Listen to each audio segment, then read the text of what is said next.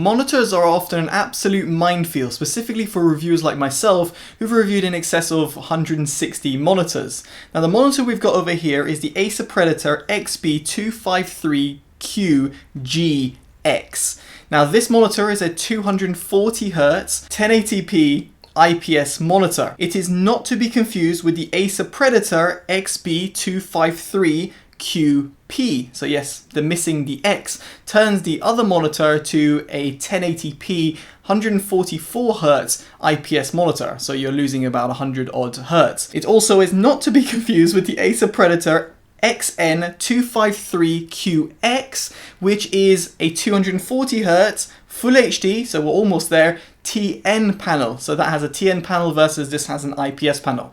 Now if you're interested in these monitors, or alternatively one of its competitors, which I would say is the Asus monitor, they'll be linked in the description below, and also down there the locally link will take you to your localized Amazon store. Also down there you'll find a link to my Instagram, so I'd very much appreciate a follow if you do use that social media platform. And also if you're interested in all electric or hybrid vehicles, do check out Totally EV. Your support would be greatly appreciated. So with the elongated intro out of the way, let's get into the specs of this monitor. It's a 24.5-inch monitor that runs Full HD at 240Hz, quoted response time of 0.5 milliseconds. At least that's what it says on the box, although the website says 1 milliseconds. That's all marketing jargon anyway, and we'll touch upon that in just a bit.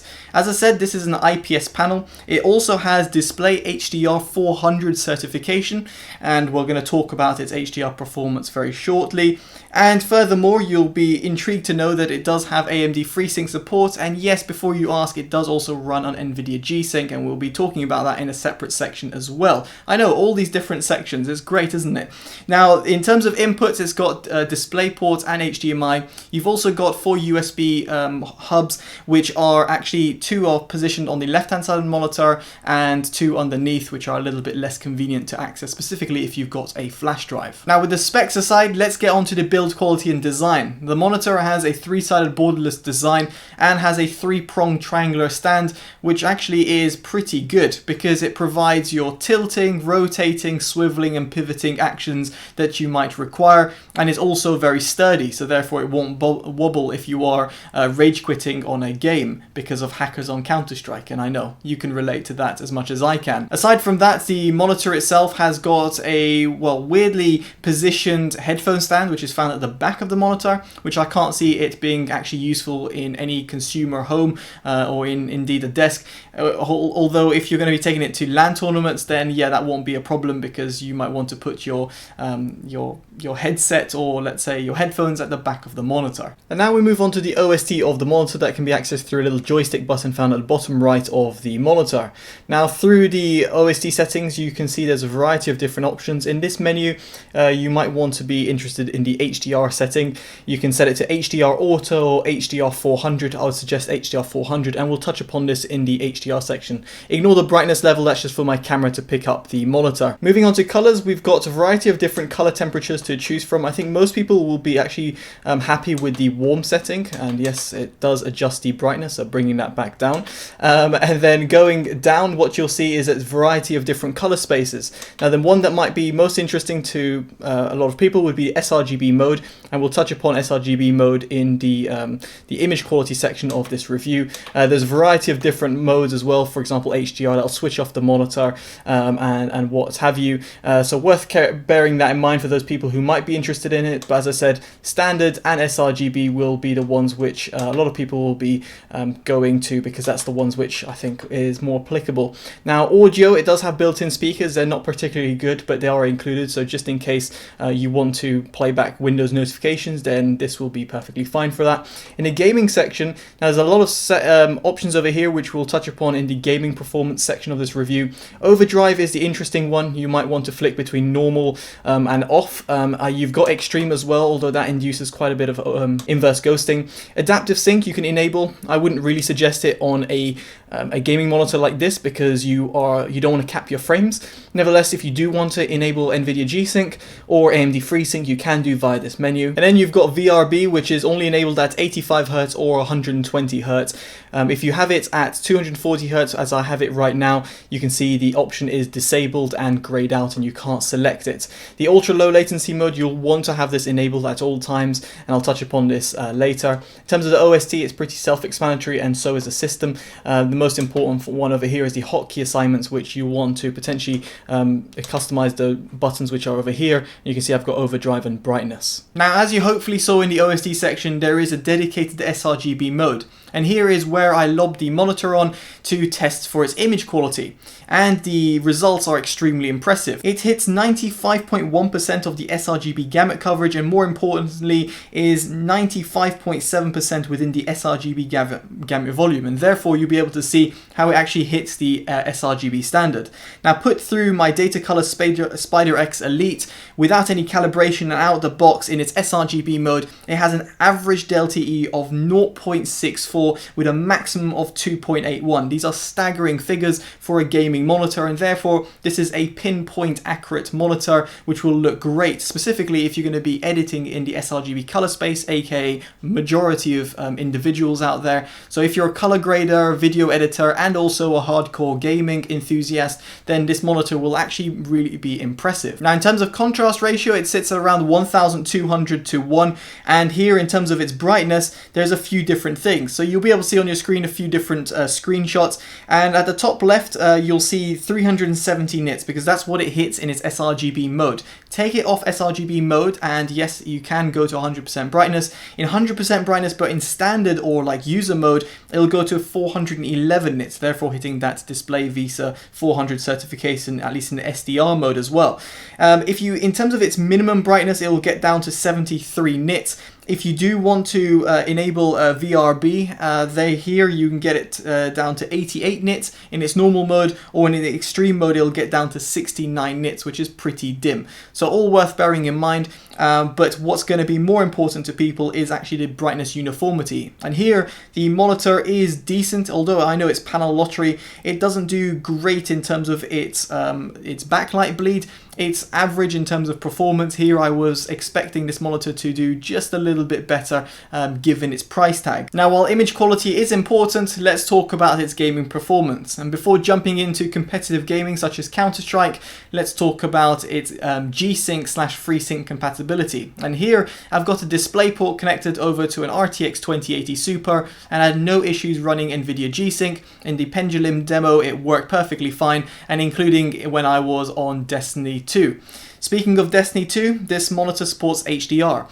Now, while this monitor does have HDR support, the 400 nits in terms of its display HDR 400 certification is a little bit laughable, whereby the monitor does look good in HDR, although you will be a bit more impressed of its SDR performance in HDR games. Hopefully that makes sense. What I'm trying to say is if you're a console gamer, you might like its HDR performance, but as a PC gamer myself, I feel that it's a little bit, well, pointless. I would turn off HDR altogether and just run it in SDR, including if games do support the HDR signal, because the SDR image will look a little bit more vibrant throughout the scene and a little bit less, well, dark in certain scenes where its HDR performance is therefore a little bit lackluster given the scale of the brightness that can be adjusted on this monitor. So with that out of the way, let's talk about competitive gaming. And here I was very much intrigued to see how it would compare to the Acer's 280Hz monitor. Furthermore, the TN-based 240Hz monitor that Acer offer, and other 240Hz monitors I've previously reviewed. Now here what I found is that the monitor has got a decent input lag. While it's not exactly the best in comparison to, let's say, the Asus,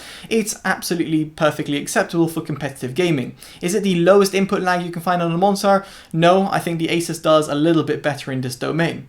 In terms of its response time, here I was a little bit disappointed. Now, while it does quote 0.5 milliseconds on the box, or even 1 millisecond on the website, what I found is that the only way to really achieve this is to dial overdrive to its extreme mode. The problem here is that on extreme overdrive you get a lot of inverse ghosting, at which point it makes a game even like Counter-Strike, which looks like a potato, let's be honest, will look a little bit bad because, well, the ghosting is just a bit too much noticeable. Now the same sort of thing could be said about the Asus monitor, although the Asus monitor only suffers from this type of behavior in 280Hz overclock.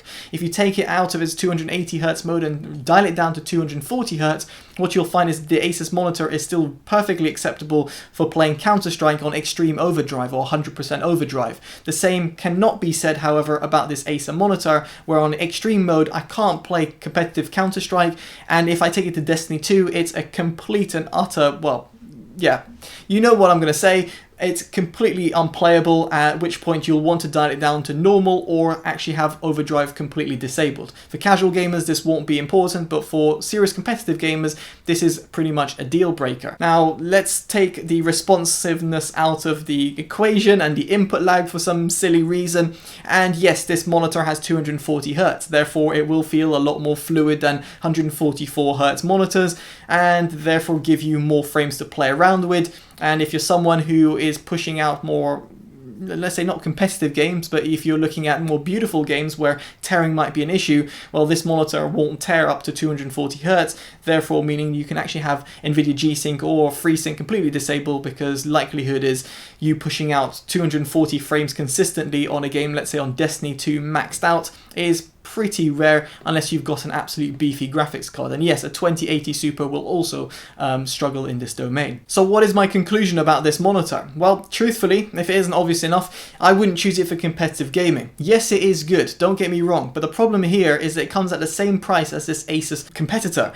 The Asus monitor is not only better in terms of offering, well, more frames, but forget about the more frames and comparing them 240Hz versus 240Hz, the Asus monitor offers the same incredible color accuracy and yet has much lower input lag, and its responsiveness is a lot better in terms of response time because its overdrive can be dialed in extreme mode without suffering too much inverse ghosting. Hopefully that makes sense. Now in comparison to its TN competitor, the Acer TN panel was not great in terms of its input lag and also wasn't great in terms of color accuracy and had pretty much washed out contrast ratio. So this is an improvement over Acer's TN panel, but neither monitor are monitors I would recommend if it came to completely serious gaming and hardcore gaming. Now for someone who's global elite on Counter-Strike and has played over 2,000 hours of competitive Counter-Strike, and also someone who's reviewed over 160 monitors, I would actually urge you to look at 144Hz IPS 1440p monitors instead of 240Hz IPS or TN panels, unless you're again a really hardcore gamer and all you care about is Counter-Strike and Counter-Strike is life, and yes, skins are life as well. So if you want those suggestions, Acer actually make a fantastic monitor, from the XF270HUA to the Nitro VG271UP. Yes, I've memorized all these on top of my head. It's mental, isn't it? Now these monitors are fantastic monitors and I think will appeal to majority of consumers. So there is great monitors that Acer make, but this one truly isn't the one I would recommend even if you're a competitive gamer. So hopefully this verdict and this video hasn't been too long and you've kept yourself entertained. If you have, make sure you give it a like, subscribe to see more, and of course favor and share to help the channel continue growing and for me to completely do unbiased, unpaid reviews as I always do on my channel. Alright guys, I've been Totally Dubbed, take care and bye bye.